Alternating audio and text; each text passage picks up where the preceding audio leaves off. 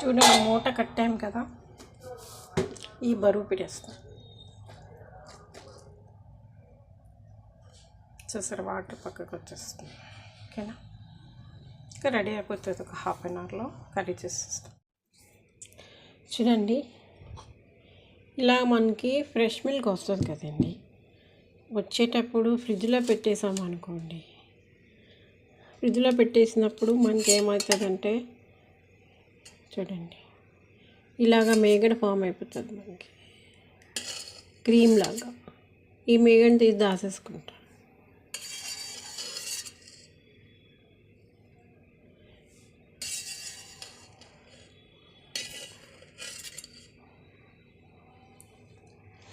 అలాగే ఇందట్లోంచి ఈరోజు fresh milk ఇది,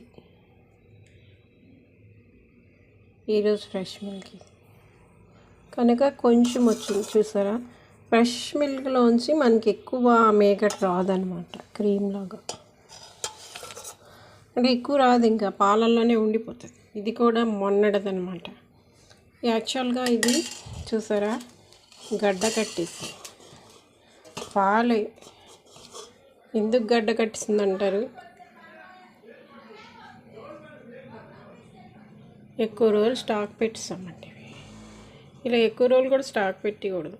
ఇదంతా మొక్కలకి వేసిస్తాం, అది గిల కొట్టేసి మొక్కలకి వేస్తాం. చాలా క్రీమ్ ఉందండి అందులో. యాక్చువల్గా దురదృష్టవశాత్తు అలా అయింది. ఇది ఇప్పుడు తీసేసి ఇది క్రీమ్ అంతా పక్కన పెట్టేసి మనం పన్నీర్ చేసుకుంటున్నాం. చూడండి, మిల్క్ మరగబెడుతున్నాం. కొద్దిగా మరిగే తప్పుడు కల్లా పన్నీర్ వేసేస్తాం. ఆల్రెడీ ఇవి మరగబెట్టిన పాలే కదా,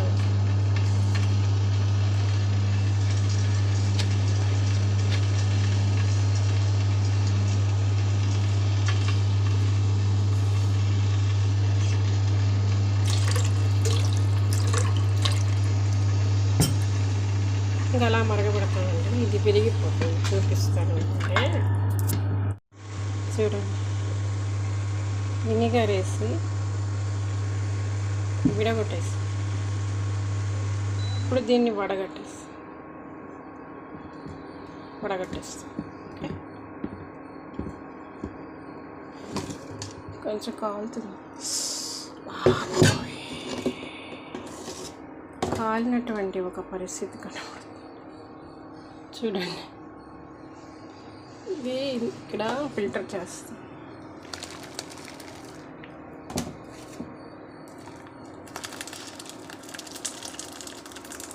డబల్ ఫిల్టర్ చేస్తాం అన్నమాట.